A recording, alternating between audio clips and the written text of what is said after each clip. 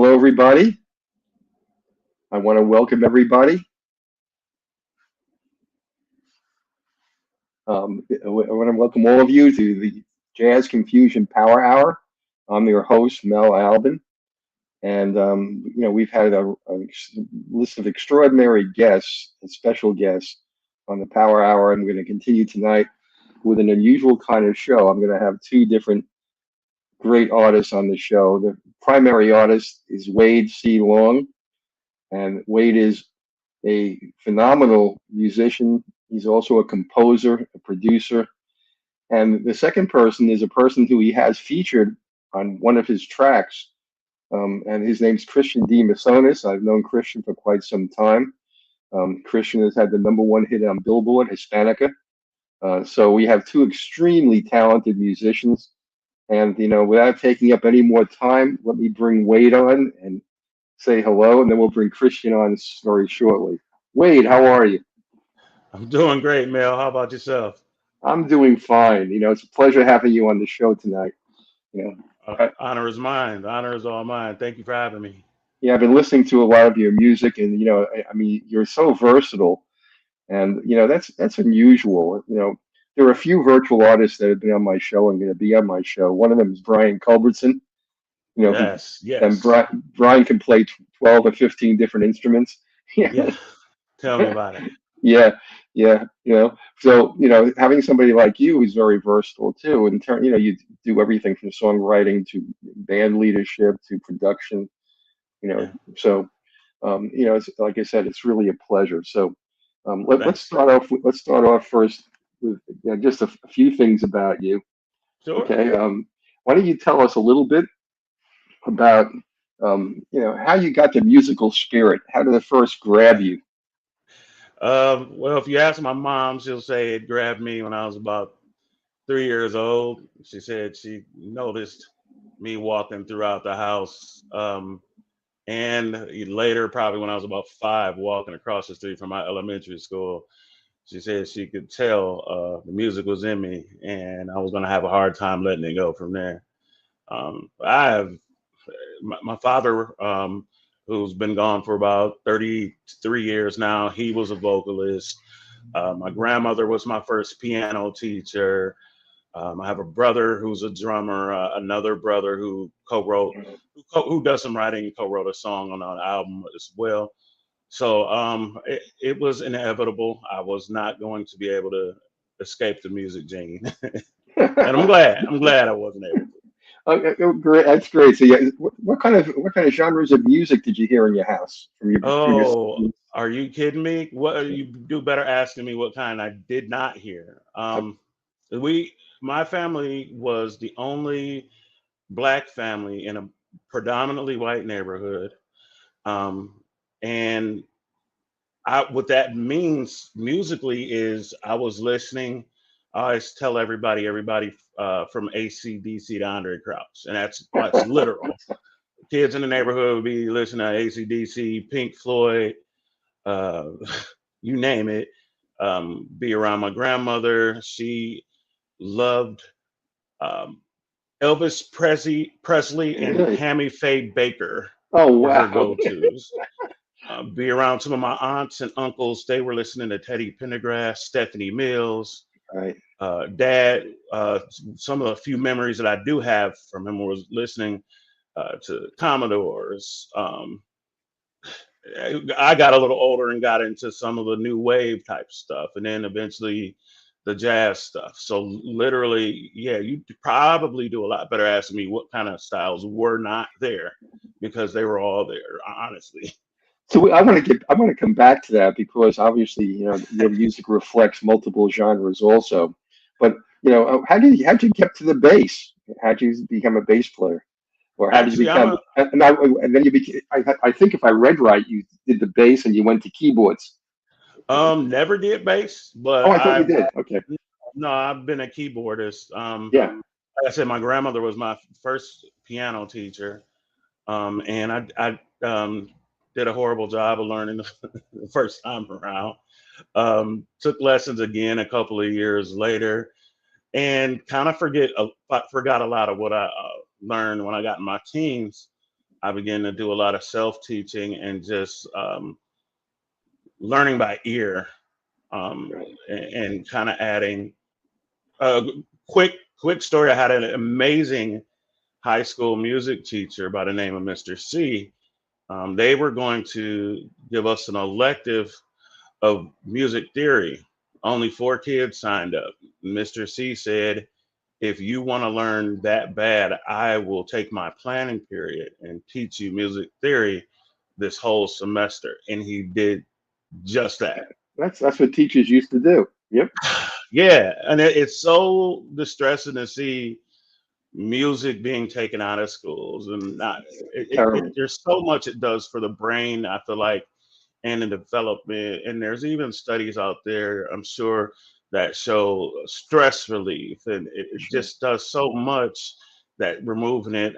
I mean, we could probably, not that I'm pushing for this, we could probably do a whole episode of your show about music in school and how important it is. Oh, sure. Um, it's You know, it's what's it's the two so things? important, and it's sad that Yeah. it's not there anymore for a lot of places. Yeah, I think you hit it on the head. You're talking about stress relief. What's the two things that kids need most? Music and gym. And they cut gym Yeah, programs out too. So, both were just stress relievers, yeah, and exactly. then we wonder why Exactly. there's issues. So Did not you that have a that's the p only thing, but Yeah, did you have a definitely piano in your house or keyboards? did not have a lot coming up, which made things really challenging. But I always had, or always little blessings along the way. Like my grandmother, there was one obviously at her house as she was teaching. There was a nice lady at our church who, a couple years after I stopped taking piano lessons from my grandmother, she was nice enough to pay for myself and my brother to get piano lessons. And our music teacher then, he pretty much left his piano room open to us, said we could drop by and practice whenever we wanted to. So even though I didn't really have instruments in the home, there was always instruments somewhere, until I got older and started buying them for myself and everything. So when did you know that this is going to be your calling, that you're going to be a musician? Um, it's funny that you asked me that, because I think I've tried to quit several times along the way, Yeah, uh, just especially as an independent artist, and taking nothing away from artists who are not independent. It's just there's a lot of challenges that go along with this, and so you end up weighing the pros and cons a lot, and asking yourself if this is something that you want to continue. And so I used to tell people, um, which was probably true at the time years back. I used to tell people I quit at least twice a week, and I just end up restarting. yeah. It's like an addiction. It's hard to quit.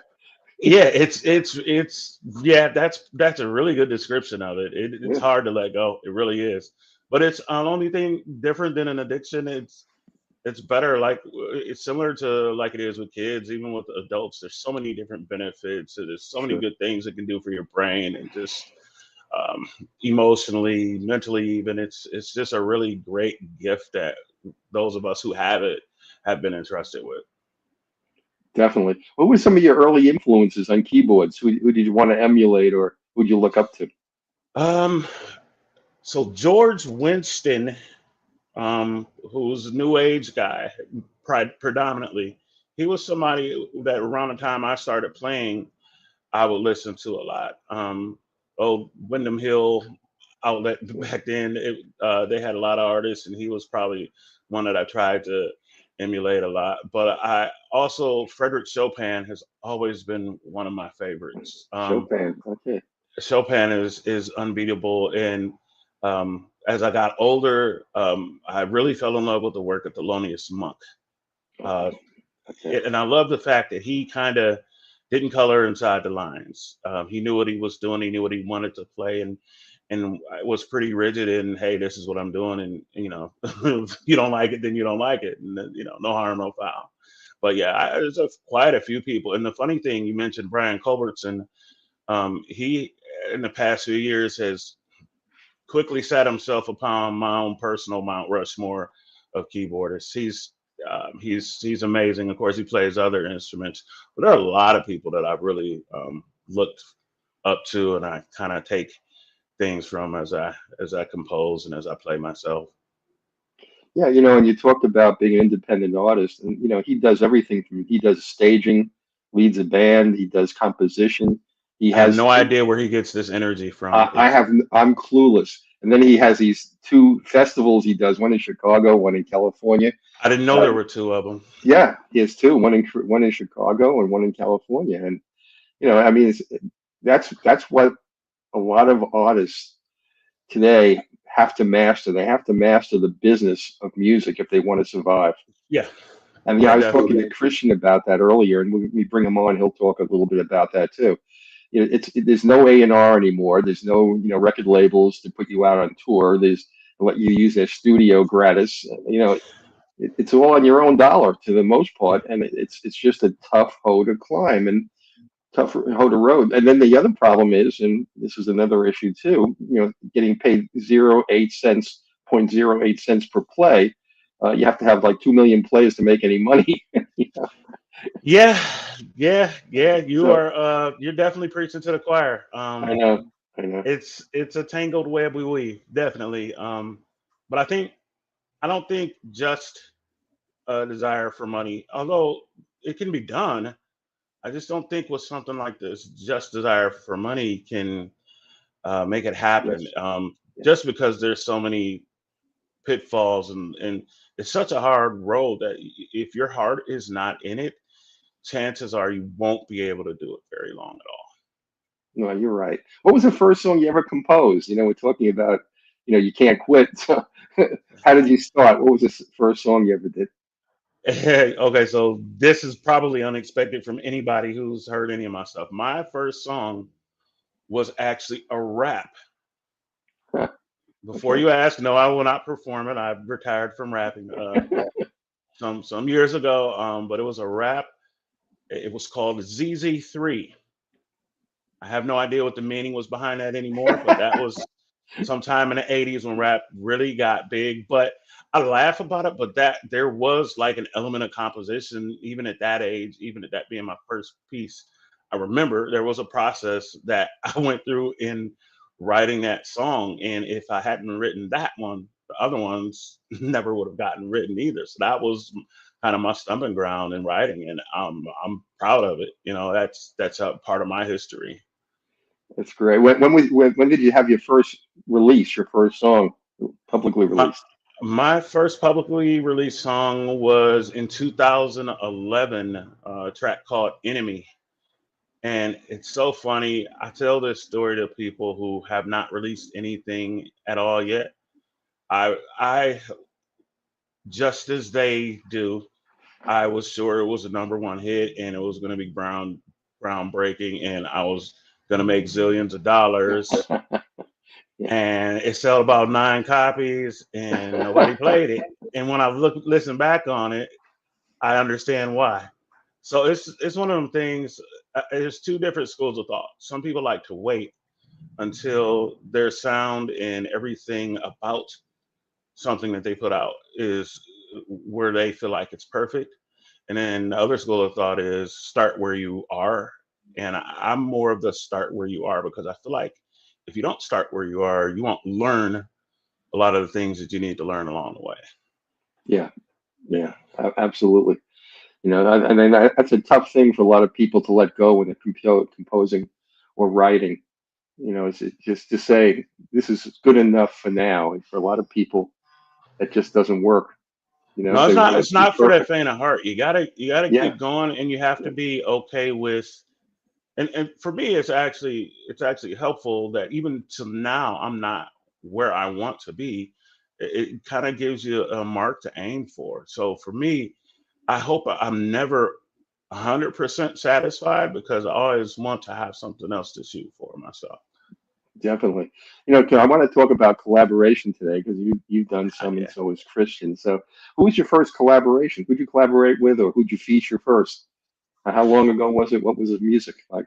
Actually, I didn't collaborate with anyone until my Longitude Part 1 Keys Please EP, which came out in 2021. And I collaborated with a guitarist who I'm so excited. He's going to have some stuff coming out soon. And he actually was on my current album as well. Andres Coca is just a really talented guitarist, and we collabed on a piece called Mr. Jones. And he really played his heart out. And I was really impressed with the work that he did on there so much that I think that collaboration led to me wanting to do more on the current album now. So yeah. Well, let me bring Christian on because I want to talk about this a little bit more with the difference between, being an isolated composer and collaborating and what the different experiences are like. So let me bring Sure. Christian on, okay? Um, Sure, absolutely. Brother Christian, how are you? Hey man, how are you, Mel? It's good to see you. Hey Wade, how you doing, brother? I'm good, bro. How are you? I'm good, bro. Can't complain, Good. man. Good to see Well, you. how did you two meet? I think Wade was a stalker. He just kept on sending me messages, man, on Facebook Messenger. Confirmed. And then, he kind of wiggled his way into my world, man. He just uh, very interesting how we connected, but we did connect through Facebook, and we started talking pretty much immediately. I asked for his phone number, and we started a conversation about life and music. And he was, inquisitive. He definitely knew my music. I guess he heard what was the song that you heard that Big Tall Wish. Big Tall Wish. Yeah, That's Big the Tall one, man. Wish. I know that And one. Yeah. yeah, and that song, which obviously anybody who knows Michael Jackson, that's definitely a Michael Jackson influenced groove.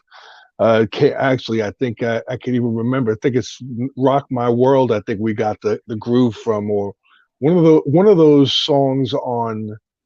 What was his one of his last albums? Not Escape, but the one before that. Probably Invincible. Invincible. Yeah, Invincible. Right, Invincible. Yeah, that was one of my favorite Michael Jackson albums, to be honest with you. I thought that it was was great. good. So yeah, we also have something in common too, which is that we both were nominated as instrumentalists of the year on soultracks.com. And that happened, I guess, twice for you, right, Wade? Is it Well, twice? my first one was for new artists, and then the second one was instrumentalist. But yeah, 2 nominations. Yeah. So, So so I thought that was wait, pretty cool. That's yeah, that wait. How'd you find this dude? You said What made, how did yeah, I find him? what made you start I think stalking my buddy? the stalkery began actually on a. I think we were both actually randomly happened to be on a chat room for a radio station. If you remember that, GSRN. Oh yeah, yeah. Yeah, and that was probably the first time like I saw his name there, and I've been a fan of his work, and I'm like, it's Christian Demesones. That can't be Christian Demesones. Christian Demesones. So I asked him, was that him? And he said, yeah. And I said, oh, yeah, he's in trouble. I'm not letting this guy go. He, does some music with me. And that's pretty much where it began. So you're in part your collaboration was serendipitous. It just happened you both showed up in the same chat room, Kind right? of, but there was some more work behind it. Yeah, Yeah, I'm just trying to get to the bottom of how these things come together. Whether it's a chance meeting, whether it's purposeful, or you know. I think in the case of Wade and I think it was somewhat kismet in a way, because we definitely had um, some kind of common ground together. I really, really dug his story, and he interests me, and um, I was, he's a down to earth person. I relate to people that are like him. We were easily we became friends very easily, and I truly hope that we stay friends forever. You know, in this business, you know, you never know, man. You know, one minute you guys are close, the next minute you never hear from them again. Yeah, Yeah. you stuck with me, buddy. Yeah, I ain't gonna lie. Good. That's good. It's good. That's great. So okay, so Wade, so you've been stalking my friend here, Christian, and you know, how did Trin's Jam come about? You know, why that song and how that happened? Yeah, so I've written Trend Jam for two of my great nieces. One is Trinity, one is Jamie. We call it Trinity, Trend, Jamie Jam. And I had written it, and I kind of had it sitting there, and it was missing. It was too short, first of all, and it was sometimes as a composer, I think Christian, you'll probably agree with me. Sometimes you have something that's sitting there that's nice, and then it's like it's cool, but it's missing something. And I was looking to work with Christian anyway, and so it just made sense. I was like, I wonder how a bass solo and just him taking the song and adding his interpretation of what a bass line on this song would be. And I asked him, I played it for once, and he seemed to fall in love with the track immediately. And so we were it was kind of on from there. But yeah, that was a song that I had written for my two babies, my nieces, and I just wanted it to be excellent. I wanted it to be more than how it was. And Christian definitely blew it out the water with his parts in it. So Yeah, Christian, when you got the song from Wade, you know, what's the first thing you do besides listen to it? I think if I remember correctly, I think I heard the song during the pandemic, during the lockdown. I think, right? yep. And I just, you know, first of all, I think it's great when people reach out to me. Normally, I'm the one that's the stalker. You know, I'm the one that's going after people. So this was kind of refreshing that somebody, you know, looked into me and kind of tapped me on the shoulder for a collaboration. So when I heard the song originally, it there was something about it that was, first of all, it was different from. I just thought it was a different song. I did not think it was smooth jazz. I didn't think it was R&B.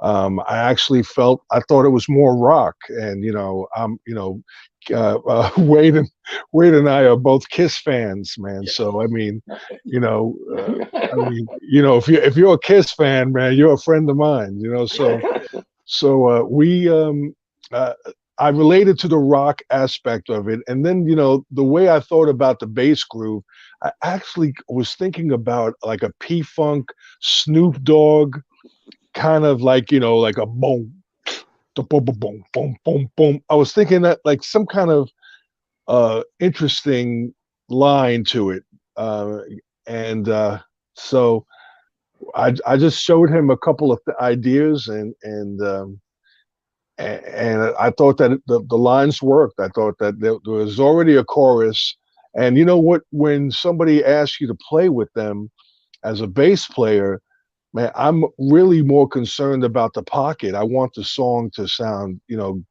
good. You know, I don't want to take away and put too much on top. But Wade was pushing me to throw the kitchen sink, and I'm like, all right, I don't know if you're gonna like this, man, but I'm gonna play a bunch of different, you know, different licks, and I don't know where you want to put them. You know, I'm gonna leave it up to. I left it up to him. You know, I didn't take over the thing. It was his song. It was his production. You know, I did tap him on the shoulder a couple times, say, "Hey, man, why don't you just let me produce let me produce the track, man, and I'll have the bass right here in this place and have it here in this place." But you know, I let him do his thing, and it's definitely a different track. It's definitely interesting. I mean, there's you know, it's unique, and I like it. You know. Yeah, this is an interesting thing for me because here I have two artists, both composers, both musicians.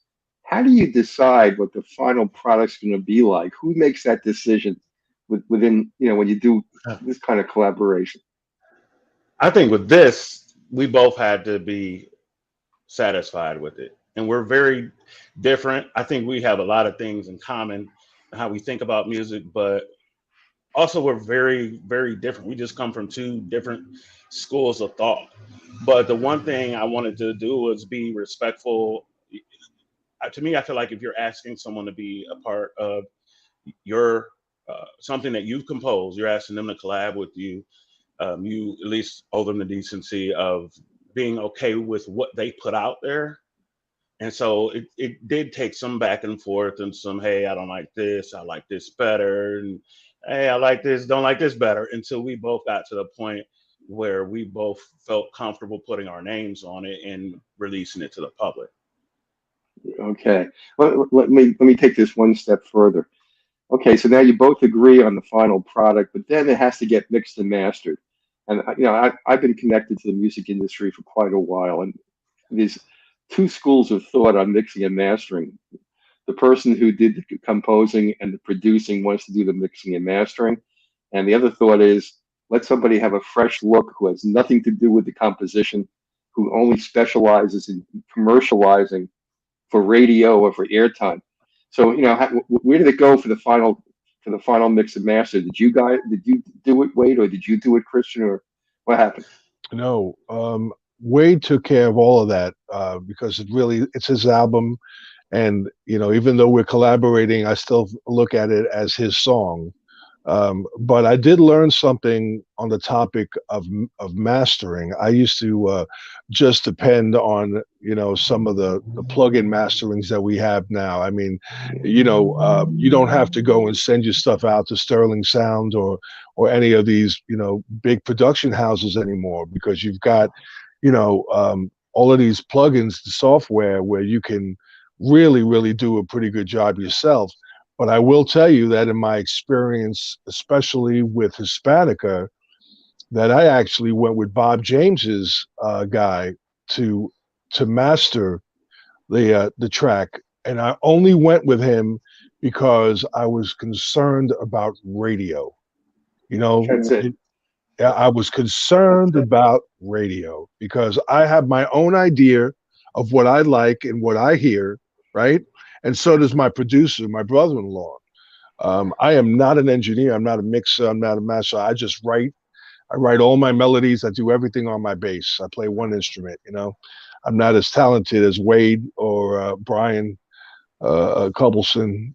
Culberson. I always have a problem pronouncing his name. But I mean, I'm fortunate that I have someone to bounce back from with my brother-in-law as my producer. It's like, and we both agree on what sounds good. So, but in this case, you got to ask Wade what made him decide on where was he going to go? Who was he going to tap on the shoulders? Was he going to do it himself? You got to ask Wade that question. Wade? Yeah. So, well, like I said earlier, this track was it was a special track for me. And so I wanted to make sure I was very particular about the sound. But what I will say is, even with this, I wouldn't put it out. I wanted to make sure that the final piece was Christian was okay with. So where he left the final decision up to me, I wanted to make sure that he was still cool with what he heard. So once I finished it, I still sent him and let me know before we put this out there if this is not something that you're comfortable with. And fortunately, the end result he was. So you did the final mix and mastering yourself? I did. Yeah. Again, you guys are the pros at this, but I've been in the music industry. I've done a lot of management, and one of the things I found, and I think Christian mentioned it, airtime, radio.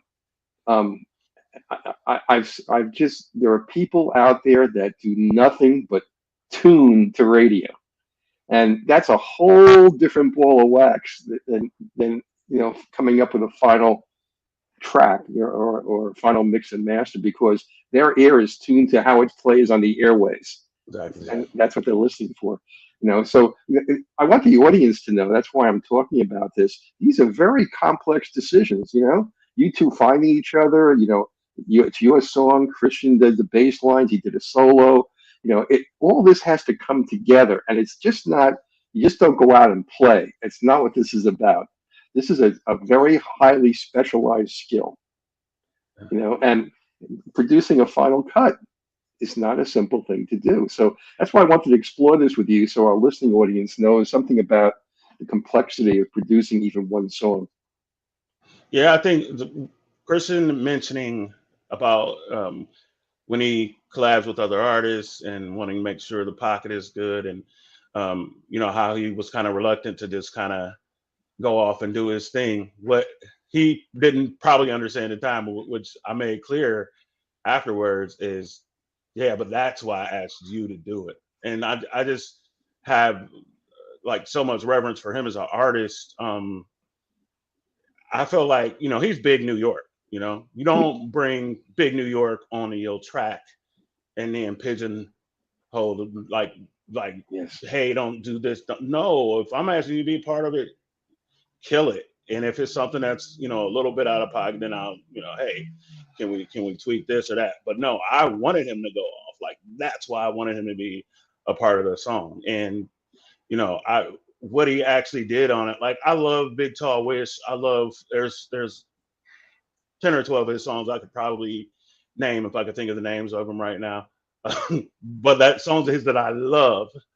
And but the work that he did on here, I don't think it was second to any of that. It's different because the song is different, but I think the work that he did on this track was just as magnificent as any of his other tracks. Well, let me play it for our listening audience, and I'll have you guys comment on it again. So let me play it right now.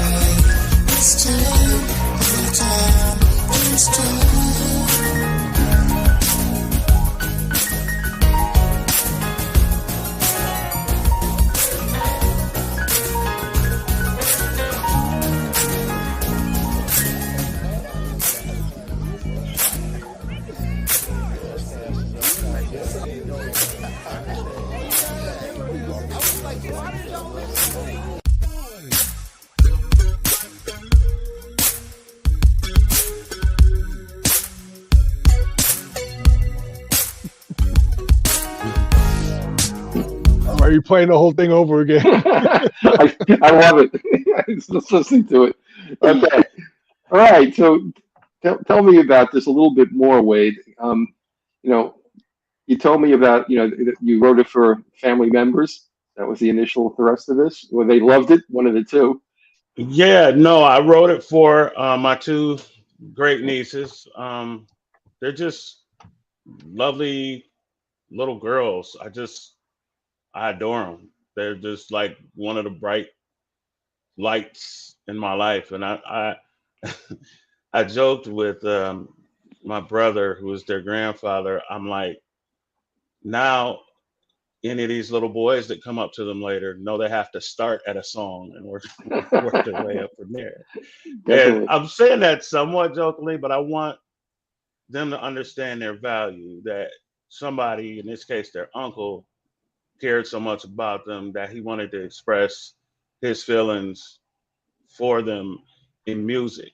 And hopefully, they're young now. Hopefully, as they get older, they can grasp what that really means and be able to accept it and cherish it. Music, one of the cool things about being a musician is our work can outlast even our existence on the planet.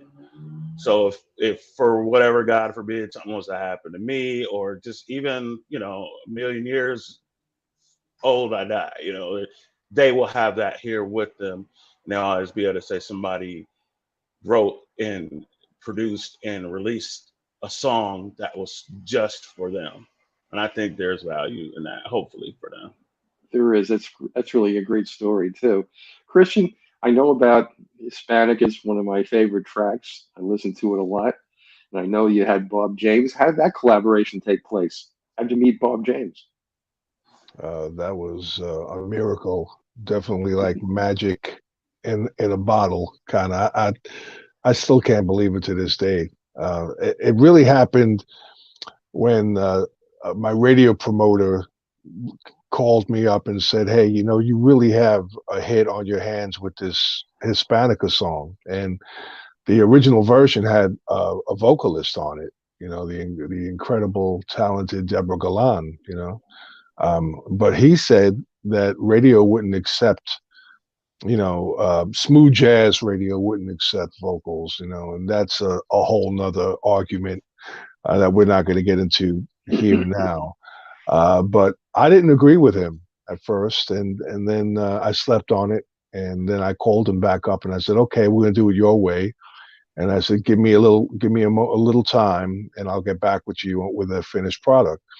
So I was speaking to a radio DJ in the UK by the name of Mike Ricard, who is a great friend of mine. He's really, awesome supporter of my music. And I just joked to him, like I just made a joke and I said, wouldn't it be funny if we had Bob James on this record or something like that? And he knew Bob and he called Bob for me and he sent the track to Bob. And I'll never forget it. I was at a party over my brother-in-law's house, about maybe 12 people were in the living room, and I had to stop the party and I said, everybody check this out. And I just read the email from Bob. I was like, I got an email from Bob James, y'all. And they're like, what? And I was, yeah. And he said that he listened to the track. He loved it. And, he would love to play on it. So, we just went from there, man. We, got the particulars together and it was pretty easy, to be honest with you. It was probably the easiest thing I've ever done musically in my life. The song was already finished. It was already produced. And I already had the chart for him and I had the melody for him. So he, did his thing on the solo. And as a matter of fact, the version that you know of, Mel, you don't know the full length version. No. The full length version, which is over 5 minutes, has him playing, I mean, an incredible outro solo, really great. I mean, really bouncing off the flute at the end of the song, and that's going to be on my album "You Only Live Twice," which I'm still working on, and I can't tell you when it's coming out. I'm going to do some songs from the album in my upcoming show at the Birchmere in Alexandria, Virginia, and I hope Mel, that you can be there. I'm going to make sure that you can show up for that show since you live Love in the to. DMV area, you know. Love Um, to. Hey, if you but want me to play, if you want me to play the long version, let me know. I'll put it in the rotation. I'll play it if you want me to stop playing it. that I'll it's play not. it. I'm not going to release it until the album Okay. comes out. Okay. Yeah, I mean, because people know the radio edit, and at least when you get the album, you'll hear something fresh. It'll be different. It'll have a longer intro, a longer bridge, longer solo, longer outro. So it'll be great. Sounds good. It'll be I'm cool. looking forward to Yeah, that. yeah. Wonderful. Thank you. Wade, let me go back to, one of your other songs that you have that you talk about a collaboration, and there was Hill Street. You collaborated with them, and that's on a track that you did that's called "Celebrate You." So let me play that, and then Okay. let's talk about that one. Yeah, absolutely. Okay? Yeah, I really I'm enjoying hearing about this part of the business. I wanna celebrate you. I wanna take some time. Wanna elevate you just because you're mine. 'Cause it's my pleasure to show you my love. Let you know you're the one I'm thinking of, my baby. I wanna be your hero, be a champion. Your lover, your friend, I'll be your number one. You're the one I treasure, who my heart adores. And I'm so proud to be the one that you call yours. Can you believe it that we made it this far? So far, my love. I'll live life again just to share it with you and to spend my life with you. Celebrate you, Celebrate you. some time. Yeah. Celebrate you, 'cause you're mine. I will celebrate you, wine and dine. Celebrate you in all time. I wanna coronate you, 'cause you're my queen, the most beautiful woman a man has ever seen. I wanna take a vow to not just love you now, but to have you and hold you as long as you allow. Now can you believe it? We made it this far, so far, my love. I'll sail the wide seas just to be with you and to share my life with you, baby. Celebrate you, take some time. Celebrate you, 'cause you're mine. Celebrate you, wine and dine. I wanna celebrate you in all time. Just wanna celebrate you. Just wanna celebrate you. My love. Just wanna celebrate you, my love. Just wanna celebrate you. Celebrate you. Just wanna celebrate you. My love. Just wanna celebrate you, my love. Now can you believe it that we've made it this far? So far, my love. I'll do it all again just to be with you and to share my love with you. Celebrate you, Celebrate you. some time. Celebrate you, 'cause you're mine. Celebrate you, wine and dine. We gotta Celebrate you in all time. I wanna celebrate you.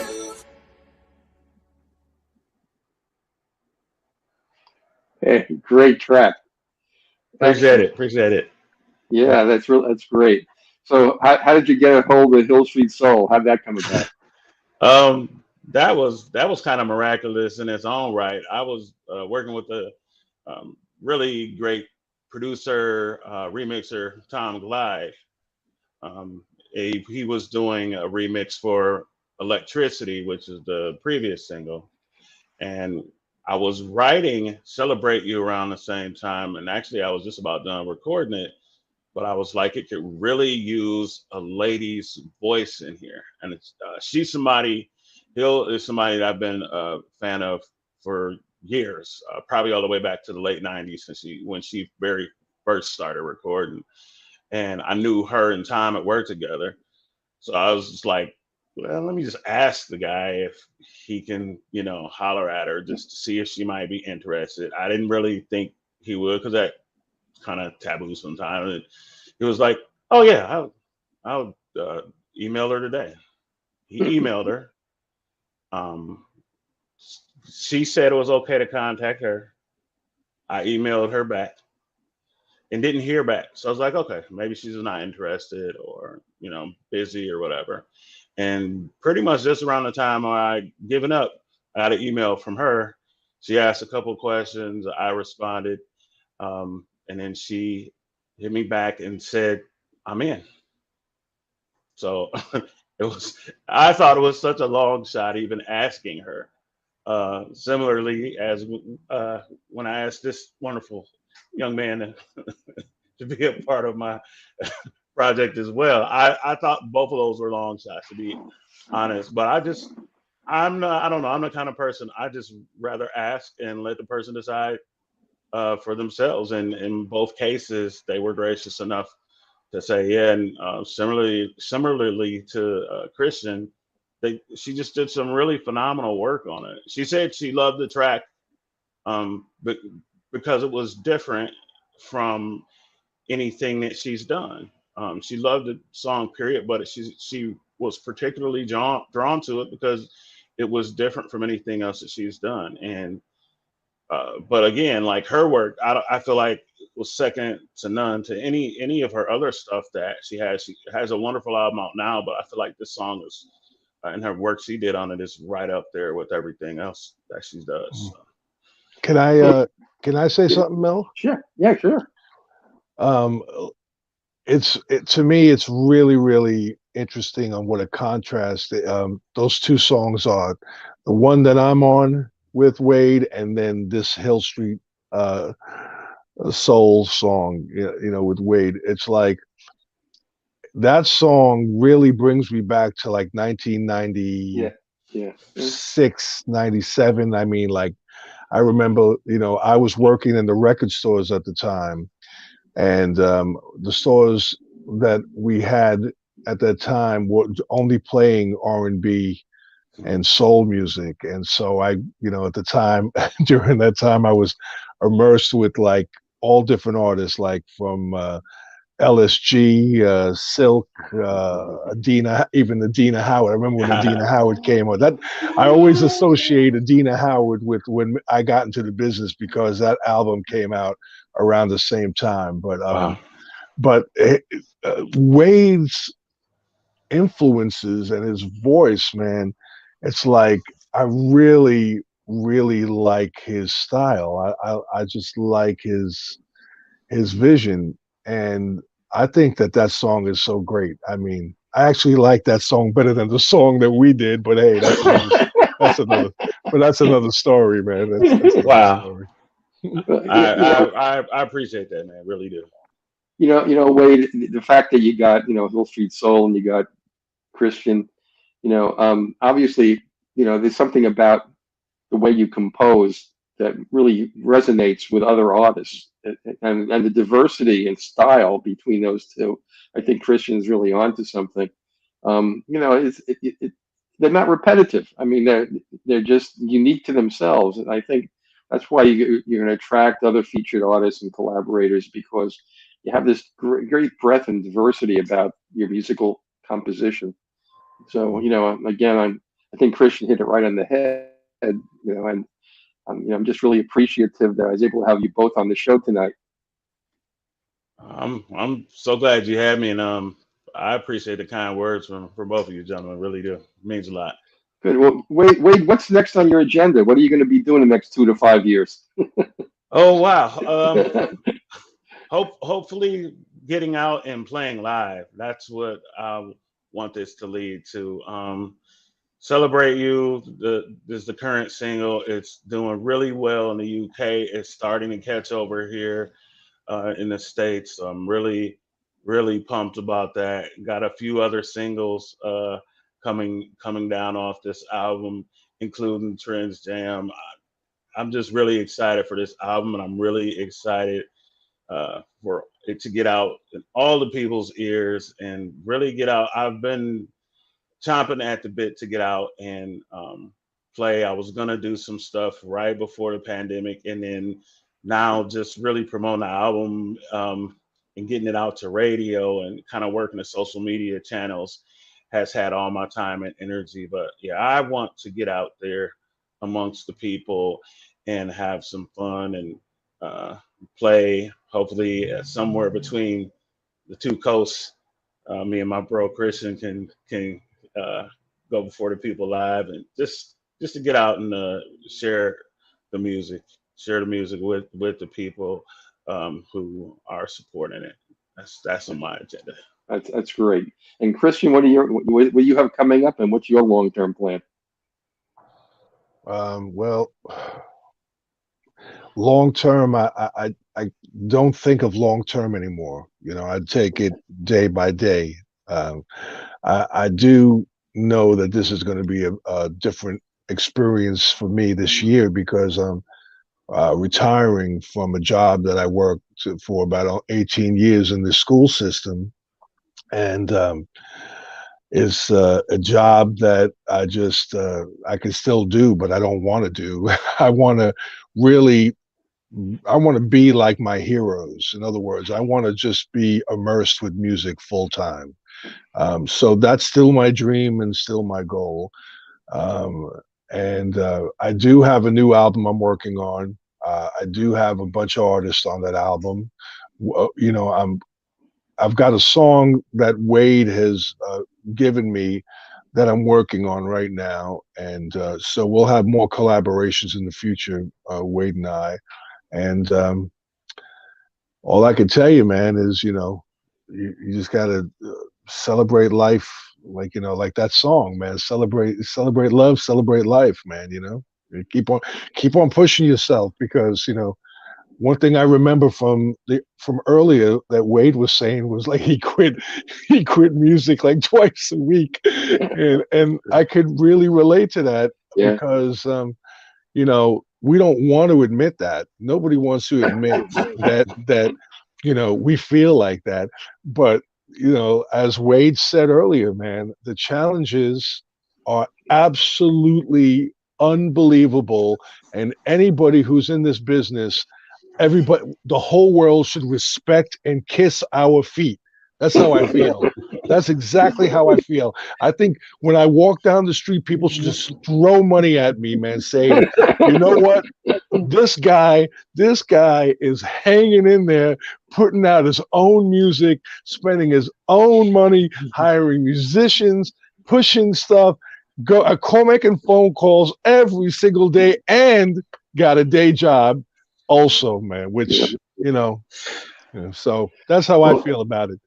Yeah, that's the purpose of this show. I want people to really know that you just don't get up there and play, that there's a commitment that's buried so deeply in your soul, that it is like an addiction, and it's stressful at times and difficult, and it requires both the emotional capacity to generate new music and the business side, in your head to keep on doing it. It's tough, and again, I appreciate the fact that both of you come out here willing to talk about that also.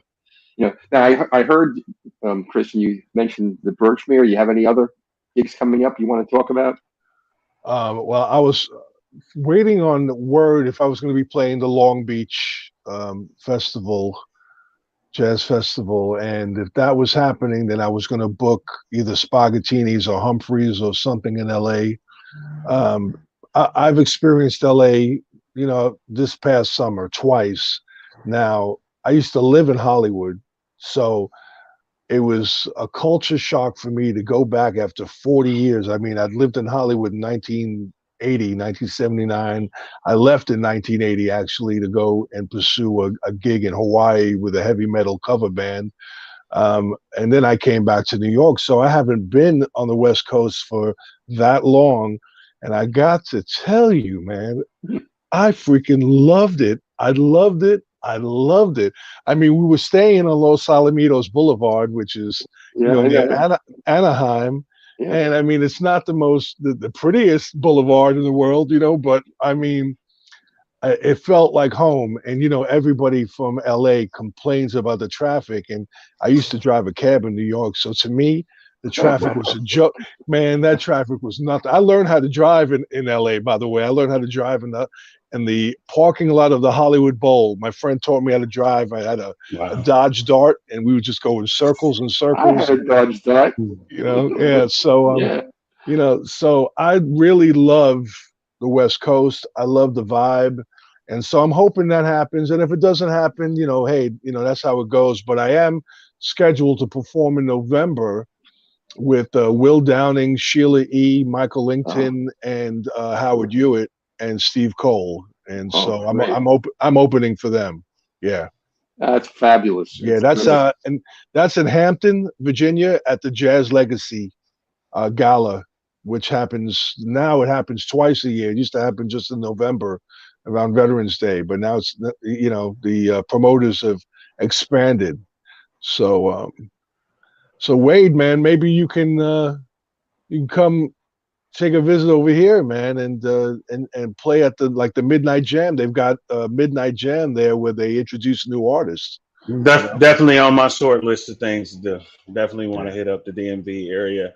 There's so many great musicians out there and really cool people like yourself that I've gotten to meet. So that's definitely on my short list of places to travel to. that'd be good. Wonderful. Look, let me put this up here. Um, Christian, I'm Wade. Why don't you tell us, Wade, how people get in contact with you if they want to book you or they want to come listen to you? What do they do? Yeah, absolutely. So website is wadeclongmusic.com. You can find pretty much all things concerning Wade C. Long on there. The socials at Wade C. Long, Facebook, Instagram, TikTok, and then on YouTube, you had Wade C. Long Music. So I always tell people it's like myself and one other Wade C. Long out there. I'm the only Wade C. Long that I know of in the U.S. that is still alive. So if you ever Google Wade C. Long, it's probably me who you're looking at. All else Terrific. fails. Terrific. Okay, Christian, why don't you tell everybody how they can get in contact with you? I'm on all social media. I'm on Facebook. I'm on YouTube, SoundCloud, Instagram, Twitter. I will tell you, I'm on LinkedIn too. But bands in town. That is app that I'm having difficulty with. I think I only have like 47 followers or less, and I really need to up my game with that bands in town. So if anybody knows how to help me with that, I mean, I reached out to them and you know they replied, but you know, but anyway, you can find me on my website, easy to remember, bignybasseworld.com or bignybase.com. I'm not going to make it hard for you for people to type in Christian Damon.com. You know what I mean? So I made it very easy. Big NY, Big New York Base.com. And you can get a hold of me through there. You can get a hold of me on Facebook. I'm very receptive to people who reach out to me on all those platforms. He responds on Facebook. I can confirm that. Yes. Yes. Okay, either one of you have management you want to mention? I am managed by Fritz Germain, who is a manager here in the DMV area. He's a good friend of mine and supporter, and I also am represented by a booking agency out of Atlanta called Kenneth Carroll Agency, and you can look them up. They're actually on my website if you need to inquire about booking, or you can, you know, just ask me to, and I'll let you know you know, whatever you're looking for, you know. Terrific. Wade, how about you? You got Yeah, anything? I am technically still self-managed, which is another thing Christian was saying you can put on that list of things that we do. But I do want to give a big shout out to my promoter, Mr. Myron Ruffin, who's just been working his tail off, getting this album out and getting it out to radio, and connecting with fine people like yourself. So appreciate all of your hard work, Myron. Thank you so much. Wonderful. Okay. Well, look, again, it's been a real pleasure having both of you on, and I wish both of you the best of luck. And, I'd like to have you come back again sometime, both collectively or individually. My Hey, pleasure. Anytime. just call. I'll be happy to join you. Appreciate coming. Wonderful. Have a great evening, and thanks again. Thank you. Thank you. Thank you. Bye-bye. Bye-bye. All right. Yeah. How'd you like it? It was fine. Yeah, cool. It says you're in the show. Everyone can see and hear you. So I don't know if we're still being broadcast. It says live. So I guess I will exit. We'll talk on another medium. Yes, we'll talk on another medium.